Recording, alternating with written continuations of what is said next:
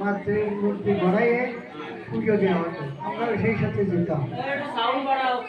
একটু ধরো তো ফুল। কিন্তু যেটুকু আমরা জেনেছি, যেটুকু আমরা বুঝেছি, যে মায়ের চরণে আমরা পুষ্পাঞ্জলি দিচ্ছি, সে মা তো আগেও ছিলেন। যে সময় ঠাকুর আনেন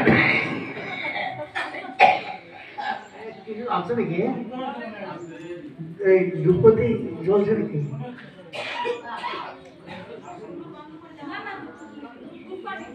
দূর করে বন্ধ করো। যে আমরা দেখেছি সে সময় আমাদেরকে পূজা করার অধিকার দিত না, স্কুলে যেতে দিত না।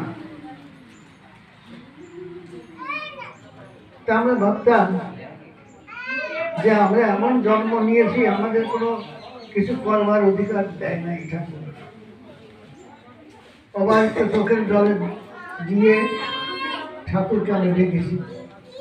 শুধু আমি কেন, এই আমাদের অবহেলিত যারা, এরা সকলেই ঠাকুর প্রাণে চোখের জল দিয়ে ঠাকুরকে বলেছিল, হে ঠাকুর তোমরা আমাদের মানব করে পাঠিয়েছ, কিন্তু যেখানে পাঠিয়েছ তারা আমাদের মানুষ হিসেবে মেনে চলে কথা না, এমন একটা সমাজে আমাদের পাঠিয়েছে।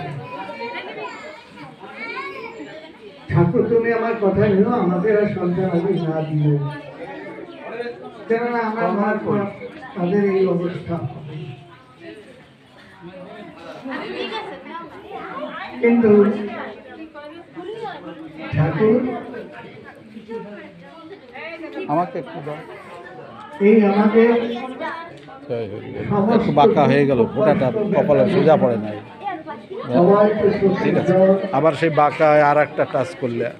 এই জলের বিনিময়ে ঠাকুর বললেন, হ্যাঁ আমি জানি এই গলিতে সমস্ত দেবগণ নিদ্রিত। কথা শুনে যাতে হবে, কেন আমরা সরস্বতী পূজা করছি না? যত দেব দেবী আছে কলিকালে সবাই নিদ্রিত, ছুটিতে আছে। কলিতে দেবগণ সবাই নিদ্রিত, শুনেছ? কে শোনো নাই?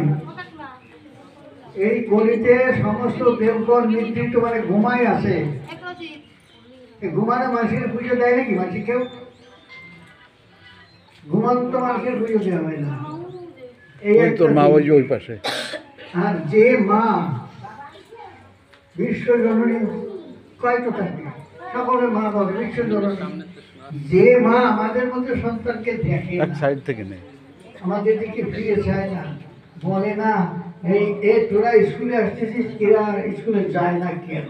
অনিমেষে ডাক দেখি, সে কোনো কথা কয় না। ওই পাশ দিয়ে যা, বরঞ্চ পেছন দিয়ে চলে যা, এই পাশ দিয়ে যা।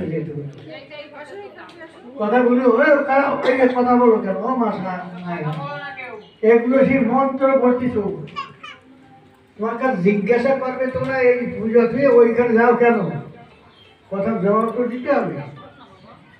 এই হরিচাঁদ আসার আগে কোনো দেব দেবী আমার কথা শুনে নাই, আমাকে দিকে সে দেখে নাই।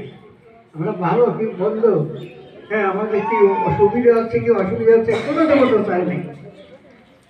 তো সেই সরস্বতী মা আমাদের ঠাকুর এসেছে, আমাদের এই স্কুলে লেখাপড়া শিক্ষার অধিকার দিয়েছে। ঠাকুর বলেছে, এই তোমরা